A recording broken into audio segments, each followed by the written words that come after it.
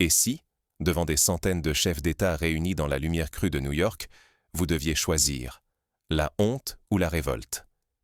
Imaginez la scène, non pas comme un simple décor, mais comme le nœud de siècles de lutte, de rêves piétinés et d'espoirs renaissants. Un homme, seul, le 25 septembre de l'an 2025, debout à la tribune de l'Organisation des Nations Unies, incarne l'instant où tout bascule. Il s'appelle Ibrahim Traoré, jeune président du Burkina Faso, mais il porte sur ses épaules plus qu'un nom ou un pays. Il porte la mémoire, la colère, la fierté de tout un continent. Toute la planète retient son souffle, consciente que chaque mot prononcé ce jour-là pourrait changer le cours de l'histoire. Ce jour, un choix déchirant lui est imposé. Lire, page après page, un texte de soumission dicté par Paris, Washington et Tel Aviv. Chaque phrase, chaque virgule, chaque intonation a été calculée pour effacer la dignité africaine. Ce texte n'est pas le sien, ni celui de son peuple. Il est un piège, tendu en plein jour, sous l'œil de centaines de dirigeants et de millions de citoyens, rivés à leurs écrans, rappelant les pires mises en scène de l'histoire. Comme ces procès de Moscou où les accusés, forcés à l'aveu, ne s'exprimaient plus que par la voix de leurs bourreaux. Le monde entier attend. Pliera-t-il sous la pression ou osera-t-il briser le scénario? Va-t-il baisser la tête ou la relever et dire non? L'instant est historique. Chaque respiration pèse des siècles d'oppression. Chaque silence résonne comme un verdict. Ibrahim Traoré le sait. Sa décision, en quelques secondes, changera le destin d'un continent tout entier. Comme jadis Nelson Mandela, à Rivonia, refusa de plier devant l'apartheid, ou que Patrice Lumumba, dans sa dernière lettre, choisit la vérité plutôt que la compromission. S'il cède, la soumission se perpétue. S'il résiste, c'est la dignité de millions d'hommes, de femmes et d'enfants qui s'affirment face à la domination. Dans cette salle, la peur et l'espoir s'affrontent, suspendus dans l'air, comme dans ces instants où le monde retient son souffle avant que ne tombe la sentence. Mais comment un jeune chef d'État africain s'est-il retrouvé au cœur de cette épreuve, là où tout vacille? Pour comprendre la force de ce face-à-face, il faut remonter aux sources profondes des humiliations et des crimes longtemps étouffés. Car cette scène n'est que le dernier acte d'un drame commencé bien avant notre époque. Pour saisir la portée de ce moment, il faut explorer les racines du rapport de force entre l'Afrique et l'Occident. Ce n'est pas un simple incident diplomatique, mais l'aboutissement d'une histoire jamais soldée. Une histoire faite de blessures, de silence et de résistance. Cette scène s'inscrit dans la lignée des grandes ruptures de l'histoire. Lorsque Gandhi brisa les chaînes de la colonisation britannique par la marche du sel, ou lorsque Martin Luther King fit trembler l'Amérique ségrégationniste par son « I have a dream ». Tout commence bien avant ce jour fatidique. 10 crimes majeurs, lourds comme des chaînes d'acier, pèsent sur la mémoire du monde et sur les épaules de Traoré. Pour saisir la force de ces mots, il faut regarder la vérité en face, même si elle brûle, même si elle dérange, comme le fit Aimé Césaire dans son discours sur le colonialisme. Premier crime, la traite transatlantique. Plus de 12 millions d'Africains arrachés à leurs terres, déportés, brisés, vendus comme du bétail. Leur sueur et leur sang ont fait naître les empires du coton, du sucre, du café, enrichissant l'Europe et les Amériques. Ce n'est pas un lointain passé. À Nantes, Bordeaux, Liverpool, les fortunes bâties sur l'esclavage sont encore visibles dans les pierres des palais et des musées. Les descendants de ces captifs vivent aujourd'hui encore avec les stigmates de cette violence, comme en témoignent les discriminations raciales persistantes, l'exclusion sociale et les inégalités économiques. Ce crime n'est pas refermé, car il a modelé le monde contemporain. Deuxième crime, l'esclavage monétaire du franc CFA. Depuis des décennies, 14 pays africains sont forcés de verser la moitié de leurs réserves dans les coffres de Paris. Depuis l'indépendance, des centaines de milliards d'euros ont été confisqués. Peut-on parler de liberté quand la main reste sur la gorge? En 2019, des manifestants à Bamako brûlaient symboliquement des billets de francs CFA, exigeant la souveraineté monétaire.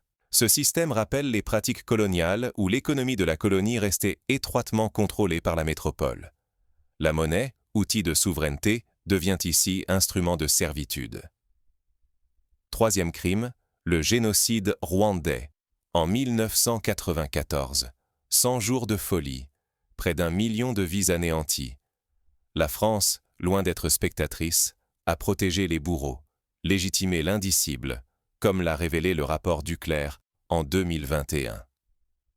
Ce silence complice hante encore la mémoire du pays et du continent. À Kigali, les mémoriaux du génocide rappellent chaque jour que la justice reste à faire. Ce crime a laissé des cicatrices profondes dans la région des Grands Lacs, nourrissant la méfiance, les tensions et les guerres à répétition. Quatrième crime, l'endettement structuré par le Fonds monétaire international. Les programmes imposés, sous couvert de réforme, ont détruit éducation et santé.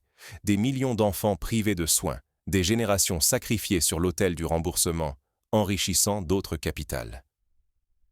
À la fin des années 90, la Zambie a vu près de la moitié de son budget santé disparaître à cause des coupes exigées par les bailleurs. Les conséquences sont visibles. Mortalité infantile élevée, exode des médecins, hôpitaux en ruine. Ce n'est pas une fatalité, mais le résultat de choix politiques imposés de l'extérieur. Cinquième crime, la ruine de l'agriculture africaine. Par l'ouverture forcée des marchés, des multinationales comme Nestlé ou Cargill ont accaparé les terres, les récoltes et le savoir-faire paysan. L'espoir des cultivateurs s'est éteint, la faim rôde dans les villages, comme lors de la crise du coton au Mali ou de la chute du cacao au Ghana. Un exemple concret. En 2003, la chute des cours du coton, provoquée par les subventions massives américaines, a ruiné des centaines de milliers de familles au Burkina Faso. Les marchés libres n'ont jamais été équitables, ils ont été piégés. Sixième crime, l'assassinat des leaders et des rêves africains. Patrice Lumumba, Thomas Sankara, Amilcar Cabral, Félix Moumié. Tous tombés sous la violence, avec la complicité ou l'indifférence de puissances étrangères. À chaque voix levée pour la justice et la dignité, la violence a répondu. Les documents déclassifiés le prouvent, les services secrets occidentaux ont souvent joué un rôle direct dans ces éliminations. La disparition de ces leaders a privé l'Afrique de figures capables de fédérer, d'incarner l'émancipation véritable. Septième crime, les manipulations de la guerre froide. Les grandes puissances, États-Unis et Union soviétique, ont soutenu dictatures et bourreaux, sacrifiant l'avenir des peuples africains à leur rivalité. Pour chaque balle envoyée, une école fermée, un hôpital déserté. En Angola, au Mozambique, au Congo, des guerres proxy ont ravagé des générations entières. Les enfants soldats, les réfugiés, la misère. Tout cela pour des intérêts qui n'étaient pas africains. Huitième crime, le pillage du pétrole nigérian. Les compagnies occidentales, Shell, ExxonMobil, Total, ont puisé la richesse, laissant derrière elles des terres empoisonnées, des rivières polluées, des villages condamnés à la misère. Dans le delta du Niger, les pêcheurs trouvaient plus de pétrole que de poissons. En 2005, l'explosion d'un oléoduc a tué des centaines de personnes, dans l'indifférence quasi générale. 30 millions d'habitants vivent dans une région où l'espérance de vie peine à dépasser 50 ans. Le contraste est saisissant. Richesse extrême pour quelques-uns, misère pour la majorité. Neuvième crime, la prolifération des bases militaires étrangères. Les drapeaux qui flottent au vent ne sont pas africains, mais les chaînes, elles, le sont. À chaque nouvelle base, un peu plus de souveraineté se dissout. Les États-Unis, à travers l'Africom, disposent de près de 30 bases sur le continent. La France, toujours présente à Djibouti, au Tchad, en Côte d'Ivoire. Officiellement, il s'agit de stabilité, mais en réalité, chaque base est un rappel de la dépendance, une menace voilée. Dixième crime enfin, l'usage cynique des droits humains comme arme de domination. L'Occident sanctionne ou soutient selon ses intérêts, transformant les principes universels en outils à géométrie variable. On condamne le Zimbabwe ou le Soudan, mais on ferme les yeux sur le Gabon ou le Tchad quand ils servent les intérêts occidentaux. Les ONG deviennent parfois les relais d'une diplomatie de la sanction, instrumentalisant la souffrance pour imposer l'ordre voulu. Oublier ses crimes, c'est accepter l'exploitation. S'en souvenir, c'est ouvrir la voie à la justice retrouvée. L'Afrique n'est plus prête à se taire. La vérité nue s'élève, appelant à un monde nouveau et plus juste, où les blessures du passé ne sont plus des cicatrices honteuses, mais des leçons pour l'avenir. Mais comment ce passé insoutenable a-t-il ressurgi, ce 25 septembre, au cœur de l'ONU? Pour comprendre la portée de l'instant, il faut revenir à la scène, à la tension, à ce moment où le silence est plus lourd que toutes les bombes. Quand l'accusé refuse de plier, tout vacille. Ibrahim Traoré, loin d'accepter la confession forcée, fixe ses juges. Il inverse le jeu. Ce n'est plus l'Afrique qui doit s'expliquer, mais ceux qui l'ont exploité des siècles durant. C'est l'écho des procès de Nuremberg, où les criminels de guerre devaient répondre de leurs actes. Mais cette fois, le tribunal est mondial, et l'accusé est l'Occident lui-même. Les projecteurs changent de cible. Traoré désigne sans détour Emmanuel Macron. Vous n'êtes pas seulement président, vous êtes l'héritier d'un empire qui a bâti sa fortune sur la captivité de millions d'Africains. Aujourd'hui encore, vos banques surveillent nos coffres, vos lois dictent notre monnaie. La délégation française se raidit. Certains fuient son regard, d'autres crispent leurs mains sur la table. C'est le malaise, palpable, d'un passé qui ne veut pas passer. Il tourne ensuite la tête vers Donald Trump. Monsieur Trump, combien de barils de pétrole, combien de tonnes de cacao, combien de vies africaines sacrifiées pour votre business? Le sang de nos enfants coule quand la bourse de New York s'enflamme. Votre commerce a toujours été une conquête, jamais un échange équitable. Un froid s'installe, les murmures grondent. L'ambassade américaine reste figée, sous tension, comme lors des grandes crises de la guerre froide, où chaque mot pouvait déclencher une tempête. Sans relâche, Traoré pointe le siège du Fonds monétaire international. Messieurs du FMI, vous ne portez pas d'uniforme, mais vos signatures ont affamé plus de nations que toutes les guerres du siècle. Vous êtes nos geôliers financiers. Derrière la façade de réforme, vous coupez nos budgets, fermez nos écoles, privez nos hôpitaux de médicaments. La dette n'est pas une fatalité, c'est votre arme. À Lusaka, à Abidjan, à Dakar, des familles entières se reconnaissent dans ces mots. Elles qui ont vu l'école de leurs enfants fermée faute de moyens, ou le dispensaire manqué de vaccins. Le silence tombe, lourd, glacial. Les visages occidentaux se ferment. Mais, du côté africain, on sent une fierté neuve. Enfin, une voix dit tout, nomme tout, ose tout. La scène n'a plus rien de protocolaire. C'est une mise en accusation publique, sans précédent, sous les yeux du monde. À cet instant, le pouvoir change de camp, ne serait-ce que par les mots. Traoré le sait. Ce discours peut lui coûter cher. L'isolement, la coupure de l'aide, la répression, ou pire. Mais il sait aussi que les mots peuvent réveiller des peuples entiers, rallumer une dignité qu'on croyait éteinte. Dans la salle, les regards s'enflamment. L'Afrique n'est plus spectatrice. Elle accuse. Elle devient sujet de l'histoire, et non plus objet de discours écrits par d'autres. Pour la première fois depuis des décennies, elle ne demande plus. Elle exige. Et le tribunal, sidéré, comprend. C'est l'Occident tout entier qui se retrouve à la barre. Cette bascule rappelle les moments fondateurs. Quand les colonies américaines, en 1776, déclarèrent leur indépendance, ou lorsque les peuples de l'Est, en 1989, firent tomber le mur de Berlin. L'ordre ancien vacille, mais la tempête déclenchée par ce discours ne s'arrête pas au mur de l'ONU.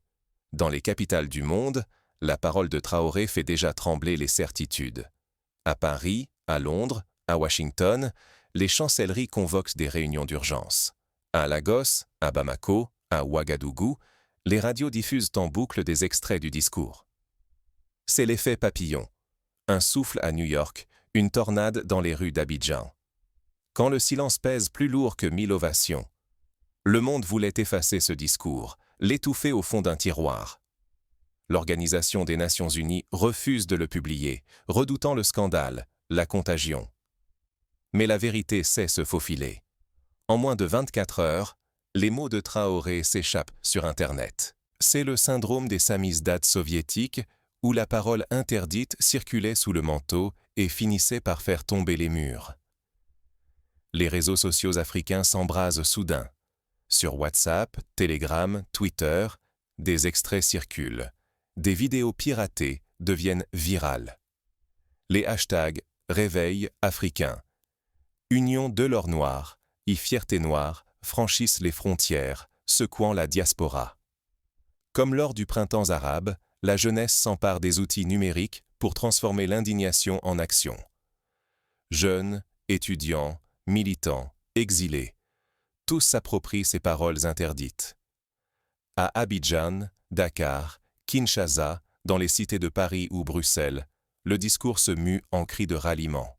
Dans les universités, des débats s'organisent. Dans les quartiers populaires, des graffitis reprennent les phrases chocs du discours. Les mots de Traoré s'impriment sur des t-shirts, s'élèvent dans les marches, s'ancrent dans les esprits. Les radios communautaires font des lectures publiques. Les poètes, les rappeurs, les artistes s'en inspirent. À l'Ouest, l'inquiétude monte. Si un président ose briser le silence, qui suivra? Les chancelleries redoutent une épidémie d'insolence, une contagion de la parole libérée.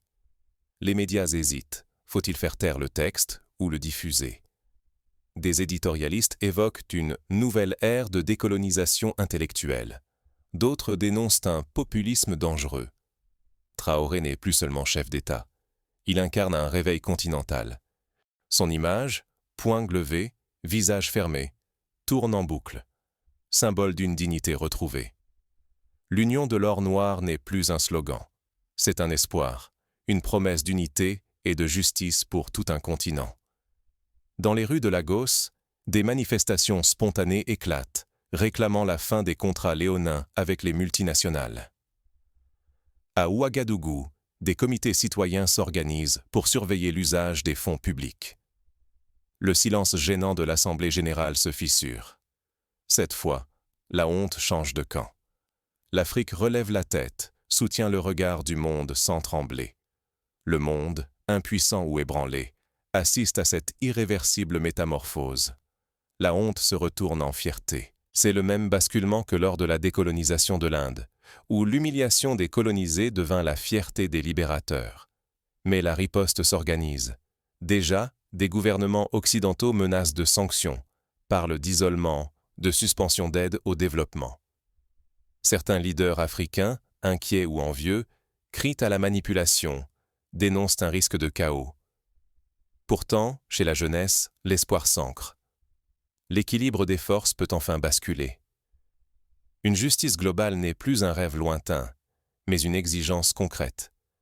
Des pétitions circulent, des campagnes de boycott émergent, des collectifs se créent pour préparer l'après. Un symbole est né dans la tempête. Mais que retiendrons-nous de cette secousse? Qu'enseigne-t-elle sur le courage, la vérité, l'avenir de nos sociétés? La vague soulevée ne peut plus être stoppée. Chaque mot de Traoré résonne comme un défi au statu quo. Mais dans l'ombre, les conséquences se préparent, et nul ne sait encore jusqu'où ira l'écho de ce cri. Les historiens rappellent que les grandes ruptures commencent souvent par un mot, un geste, un refus. La chute du mur de Berlin, la révolution tunisienne. Tout commence par une étincelle. Et si, au fond, ce n'était pas seulement une affaire africaine? Et si ce discours dépassait les frontières, résonnait bien au-delà d'un continent? Comme l'appel de Nelson Mandela résonna au-delà de l'Afrique du Sud, la parole de Traoré trouve un écho chez les peuples opprimés du monde entier, de l'Amazonie à la Palestine, de l'Indonésie au Kurdistan. La dignité ne se mendie pas, ne s'octroie pas. Elle se vit, s'affirme chaque jour, à chaque choix. Ibrahim Traoré n'a pas attendu qu'on lui restitue la sienne. Il l'a portée haut, refusant de prêter sa voix à des mots dictés. Ce geste rappelle celui de Rosa Parks, qui, en refusant de céder sa place dans un bus, déclencha un mouvement irréversible. Nier le passé, c'est risquer d'y être enchaîné pour toujours. Les blessures tuent infectent le présent. Rappeler les crimes, dénoncer les chaînes invisibles, ce n'est pas raviver la douleur, c'est empêcher la gangrène. À chaque génération, Il revient de briser le silence pour éviter la répétition des injustices.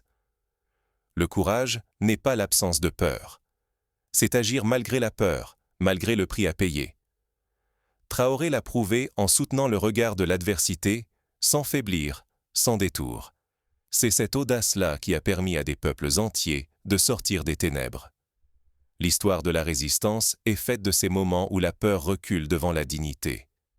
L'identité, trop souvent perçue comme une faiblesse, est la racine de la liberté. Savoir d'où l'on vient donne la force de viser plus loin. Ce discours n'appelait pas au repli, mais à l'affirmation.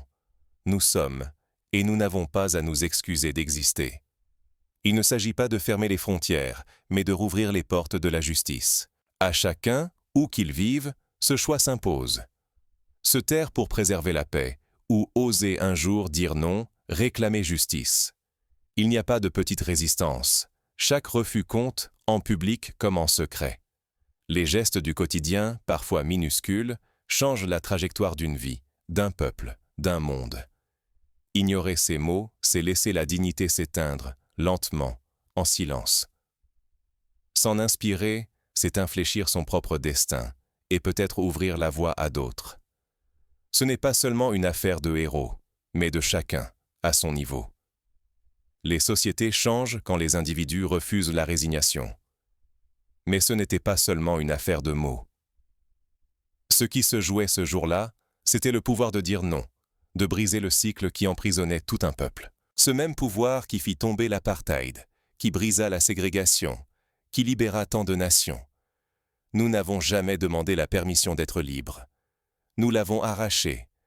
Chaque fois que le silence était exigé, chaque fois qu'on voulait nous effacer. Chaque victoire contre l'oppression fut d'abord une désobéissance aux ordres injustes. Ce 25e septembre 2025 à New York, une voix s'est élevée non pour supplier, mais pour accuser.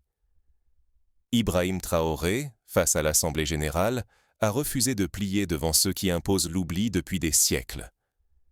Il a fait de la dignité un rempart et du verbe une arme, là où les mots servent trop souvent à maquiller l'injustice. Son choix n'était pas seulement un acte de courage individuel, mais une invitation collective. Mais ce n'est plus seulement ce qu'il a dit qui compte. La vraie question, c'est ce que vous choisirez de faire avec cette histoire. Allez-vous la laisser retomber dans l'oubli ou bien en faire un point de départ? Si ce récit n'est pour vous qu'un épisode de plus, alors rien ne changera. L'ordre bâti sur l'humiliation et la complicité survivra. Les puissants continueront d'écrire leur version du monde, pendant que des millions de voix seront étouffées. L'histoire retiendra alors la lâcheté, pas le courage. Mais si, ici et maintenant, vous décidez de prendre à votre tour cette liberté de nommer ce qui blesse, alors une brèche s'ouvre. Le discours de Traoré n'est pas une fin, mais une invitation. Il rappelle que la dignité, la justice, l'indépendance se gagnent chaque jour, dans les actes, les paroles, les refus, petits ou grands. Il invite à relayer cette parole, à soutenir ceux qui osent, à construire des ponts entre les peuples opprimés. Ce qui se joue dépasse l'Afrique, dépasse les frontières. C'est la capacité de chaque femme, de chaque homme, partout sur la planète, à refuser la soumission, à regarder l'injustice en face et à la nommer, même quand tout pousse à se taire. Car c'est ainsi, et seulement ainsi, que l'histoire bascule. Les droits humains, la justice, l'égalité ne sont pas des cadeaux, ce sont des conquêtes. Rien n'est écrit d'avance, tant que la mémoire veille et que le courage circule de cœur en cœur. La liberté ne s'impose pas, elle se transmet, elle s'embrase, de génération en génération. À vous, maintenant, de porter la flamme, de refuser l'oubli, de transmettre la dignité. Alors, quel sera votre choix? Laissez cette histoire s'effacer, ou en faire, dès aujourd'hui, le point de départ d'un autre récit. La décision vous appartient, maintenant. Que ferez-vous de cette invitation? Ouvrirez-vous les yeux, tendrez-vous la main, ou détournerez-vous le regard? C'est à vous d'écrire.